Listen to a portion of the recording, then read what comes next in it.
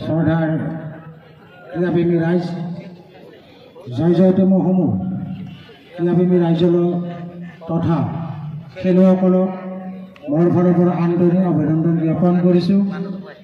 আজি ৰেঙুনী সংঘৰ্ষজন্য চতুৰ্থ বাৰ্ষিক স্বৰ্গীয় উমাকান্ত ঠাকুৰীয়াৰ আমন্ত্ৰণমূলক ফুটবল খেলত মোক আমন্ত্ৰণ কৰি আনি তেখেতসকলে যি মোক সন্মান যাচিলে তাৰ বাবে মই তেখেতসকলক ধন্যবাদ জ্ঞাপন কৰিছোঁ আৰু আশা ৰাখিছোঁ এই খেলখন প্ৰত্যেক বছৰ ধৰি ইয়াতকৈ ভাল ধৰণে সুচাৰুৰূপে পালন কৰি যাতে অসমত এটি সুনাম অৰ্জন কৰিব পাৰে আৰু আজি এই শুভ মুহূৰ্তত এই খেলখন আৰম্ভণি অৰ্থাৎ উদ্বোধন হোৱা বুলি মই ঘোষণা কৰি মোৰ চমু বক্তব্য ইমানতে সামৰণি মাৰিছোঁ।